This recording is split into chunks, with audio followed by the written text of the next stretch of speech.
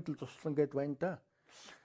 Тэр газар бол хуучин Маршалын мэдлийн тийм газар байсан юм байна. Маршал Чоулсонгийн. Маршал Чоулсон над нэг байш өгсөн юм аа. Би зундаа тэнд гарна, морь унана. Чи манай тэргээр очил доо. Зундаа очиж бай, морь унж бай. Над тэгээд хөрхи бидгээ нэг ч очиж чадаагүй тэр туслан гарна.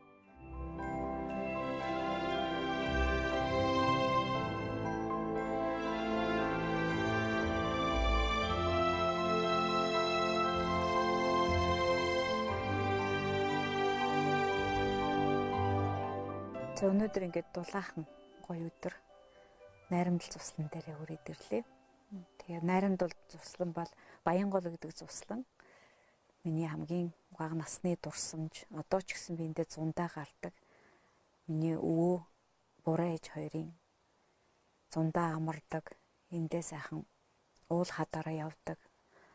Бүтээлээ төрөвдөг юм газар байгаа. Тэгээд энд ирэхлээрээ бүүн дурсамж болдог тийм ээ. Нэг талаараа бүр ностальжи гэж хэлэхээр заримдаа ирээд аягүй шаналдаг, зарим үед бол юм бодогддог.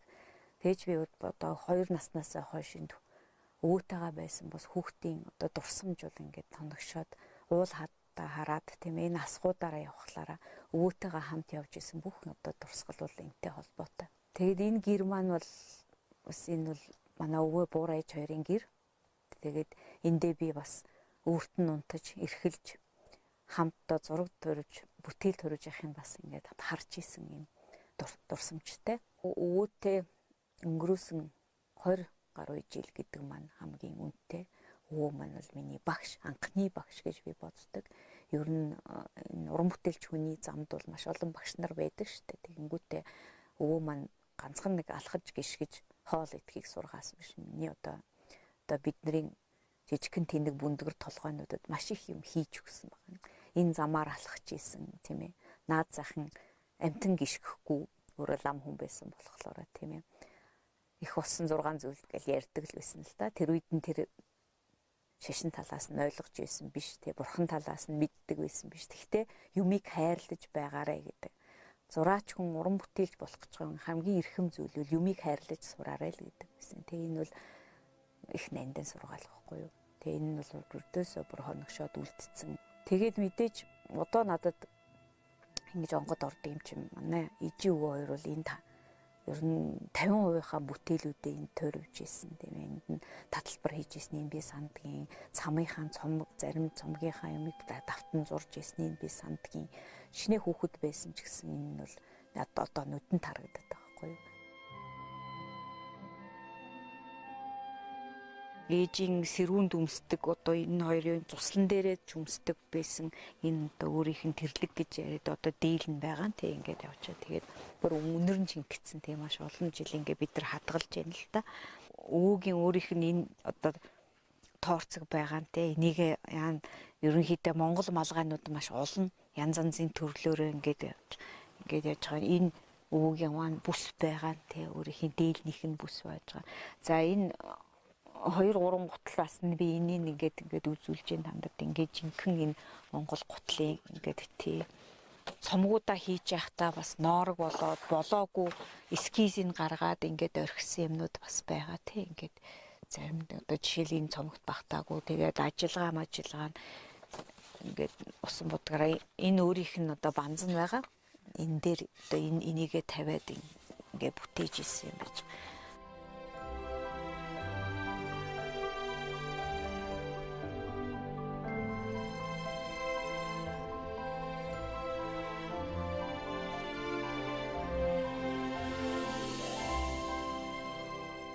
Өвөө эмээгийн хам одоо буруу ээж маань амьдарч исэн тий энэ өөрөө ингээд барилдсан энэ байшин ерөнхийдөө энэ 46-7 оноос хойш энэ байшин маань ингээд хошин тогтож байгаа. Одоо хуучирж байна. Гэхдээ манай өвөөгийн буруу ээж маань сэтгэл шингэсэн одоо энэ өөрийнх нь гараар уралж исэн юмаа хийж исэн энэ бас ингээд хүүхдүүддээ энэ өрөөг ингэж гаргаж өгч исэн бэлэм бид нар энэ бага насын дөнгөрөөсөн гэж байж байна л да.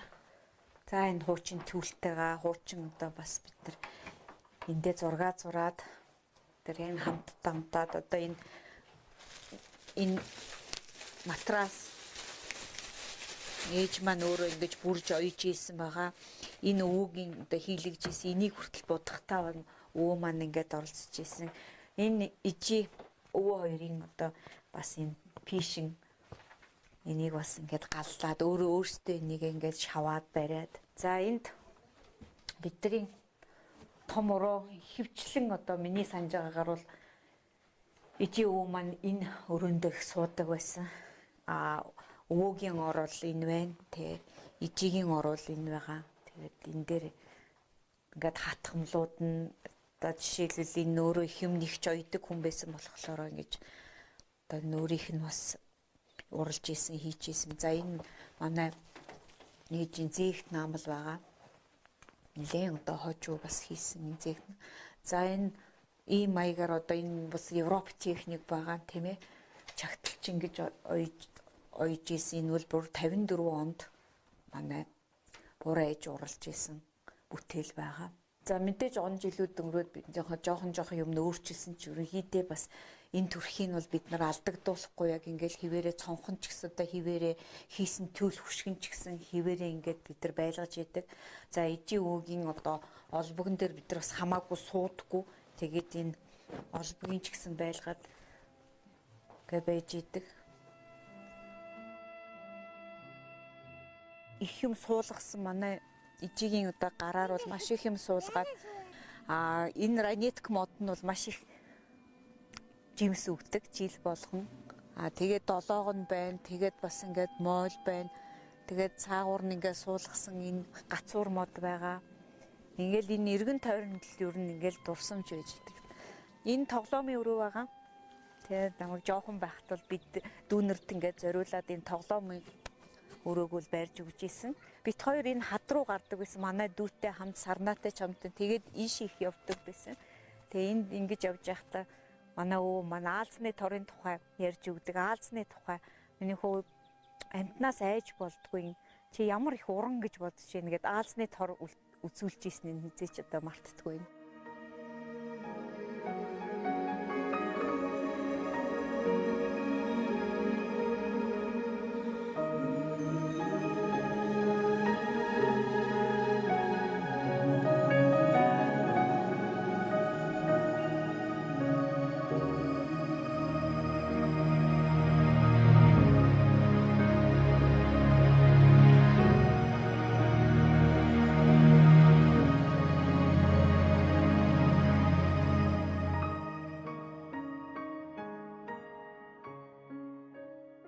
Баян гол зуссан шүү дээ. Цэдэн бол даргатай бол ойрхон байсан биз дээ. Энэ чинь ер нь тусгай хаалттай маягийн юм шүү гэсэн. Тэгээд ганцхан хаалттай бүс маяг юм. Тэгээд бол ядуун сонгойхон байдаг байсан. Би бол дуулдаг байсан. Би очиж үзээгүй. Одоо ч үзээгүй. Нэг ядуун сонгой нэг мөрөөдөл байсан. Тэгвэл Монгол улсад угсаатын зүм үзэлт байх хэрэгтэй. Тийм үү? Угсаатын зүм үзэл байгуул хэрэгтэй. Одоо тэр ядуун сонгой мөрөөдөл одоо ч билээгүй. Билээгүй л байна. Чадаагүй асуудал. Тэгээд яах вэ гэхээр тэр зүгээр хүмүүс мүзээ биш. Тэр бол амьд буцалсан одоо жишээлбэл Баянголоос ахад хотын одоо төв ортол юм уу тэр их сайхан замаар сүйх тэрэгтэй язгуурт нь хуцтай усуу тийм ээ. Ингээд яв аялах энэ тийм юмнуудыг сэтгэж бодож байж үү. Улс орн биелүүлж өгдөг. Завгар байгаа. Загвар байгаа. Загвар юм. Тэгээд та нарыгаа суулгаад ингээд бас явах юмсан гэж ярьж ирсэн. Тэгээд Ядам Сүрэнгуй маань яг энэ хорвоос уцхийнхаа өмнө бас болгонд хэлсэн нэг үгнийхэн зөв юу гэхээр зэрэг за тэр орчин үеийн урлаг гэдэг юм уу одоо байж болох урлагийн төлөвлөлүүдийг бид нэр тавиад өгчлөө оролдоод өгчлөө одоо ганцхан авч явах юм бол үндэсний өв соёл Монгол нүүдлийн соёл хэрэгслийн гайхамшиг маань л одоо үлдлээ дээ тэрнийг та нарыг үүсэх ёстой доо гэсэн тэр нэг гигэн алсын хүслийг нэг сэжмэлэнд яваад шүү дээ тийм ээ тэг сэжүүлнэ энийг одоо амьдрал дээр үзүүлж чадсны гайхамшигтай сайхан жишээ нь бол 50-аад оноос хойш миний хүн одоо Монголын хөдөө орнуудаар явж тэр монголчуудын эдл ахуйн соёл сайхан бүхнийг цуглуулсан байдаг. Угсаатны зүүн гайхалтай их одоо цуглуулга үзмөрүүдийг зөвхөн өөртөө биш Монголынхаа одоо энэ дурсгалын хурлын урын санд нэмэрлэж чадсан ийм их гайхамшиг байгаа шүү дээ. Энэ орон дээр бол манай өвөө яг унтчихсэн. Би үл гэхдээ 5 сартаа ирсэн учраас одоо би 5 сартаагаас хойш бол энэ орон дээр өссөн, ер нь бол бараг л өссөн гэж хэлж болно. Ээж өвөө хоёр бол яг энэ орон дээр унтдаг байсан. Одоо тэгэхээр энэ орчин бараг л миний мэдхээр 70 настай одоо орохгүй. Энэ зэгт намлууд болохоор зэрэг энэ хоёр зэгт намл бол бүр 17 дугаар зууны зэгт намл. Энэ хоёрыг болохоор манай ээж өөрөө хийсэн. Хэдэн онд хийснээр би бас яг сайн санахгүй байна. Ер нь л ногоон дээрх цагаан дээрх бол манай ээж өөрөө хийсэн. Энэ дөрвөн зураг болохоор өвөө зурсан. Энэ зан зураг зурсан. Тэгээд дээрэс нь өөрийнхөө багшийг зурсан байдгийг. Энэ өөрийнх нь багш нь гэж ярьд юм бэл. Тэгээд энэ зураг бол энэ ногоон дээрх болохоор зэрэг зан узрын яг өөрийнх нь хийсэн музейд байдаг юунаас даваа цэрэнгүй гэж баримлж хэвийг аваад хийж исэн гэж ярьд юм бэлээ. Гэхдээ энэ бол гипсээр хийсэн. Их гоё хийсэн учраас бид нэг өвөө хатглаад бид нэг хатглаад байж дээ.